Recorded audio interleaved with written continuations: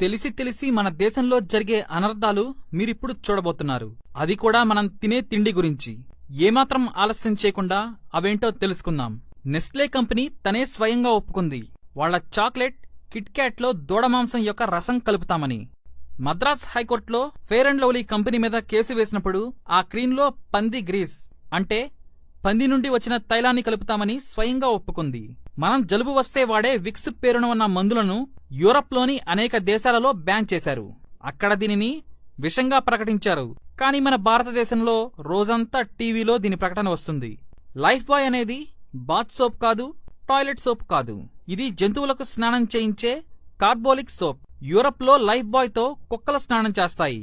కానీ భారతదేశంలో 10 కోట్ల జనాభా దీనితో రుద్ది స్నానం చేస్తారు. కోక్, పెప్సీ నిజంగా టాయిలెట్ క్లీనర్స్ అని ఎప్పుడో నిరూపితమైంది. ఇందులో 21 రకాల వేరువేరు విష పదార్థాలున్నాయి. ఇంకో విశేషం ఏమిటంటే మన శాసనసభ క్యాంటీన్లో కోక్, పెప్సీ అమ్మకాలను బ్యాన్ చేశారు.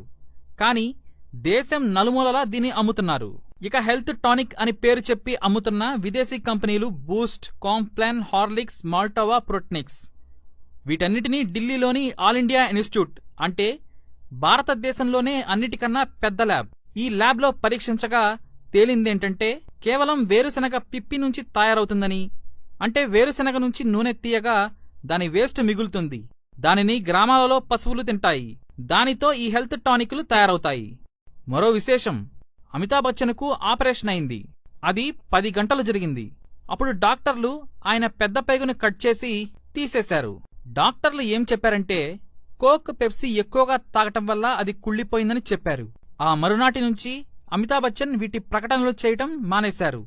చాలామందికి పిజ్జా తినడంలో మజా వస్తుంది. సరే, అసలు పిజ్జా ఎలా తయారవుతుంది? ముందుగా పిజ్జా అమ్మే కంపెనీలు చూద్దాం. Pizza hut, Dominos, KFC, McDonald's, pizza corner, Papa John's pizza, California pizza kitchen. ఈ కంపెనీలన్నీ అమెరికావి. మీరు కావాలంటే ఒకసారి చెక్ చేయండి.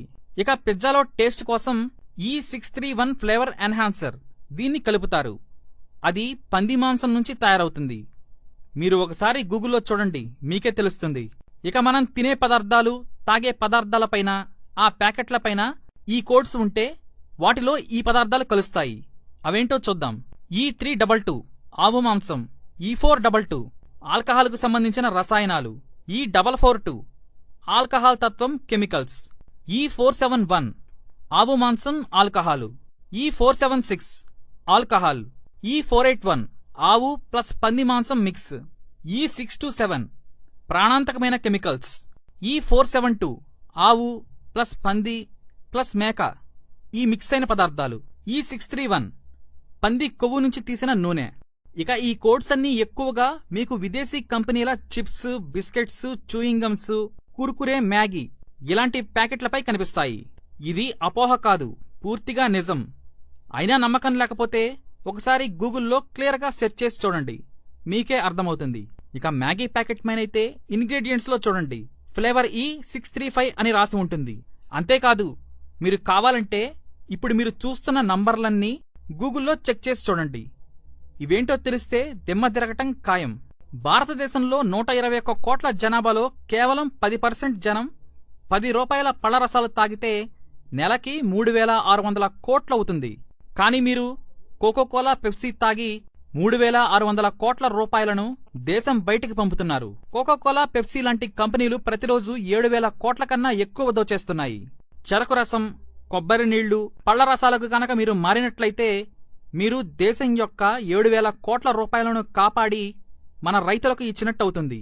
అప్పుడు రైతులు ఎట్టి పరిస్థితుల్లో ఆత్మహత్యలు చేసుకోరు. కాబట్టి విదేశీ వస్తువులపై మోజు తగ్గించుకోండి, స్వదేశీ వస్తువులనే వాడండి. దేశ ఆర్థిక వ్యవస్థను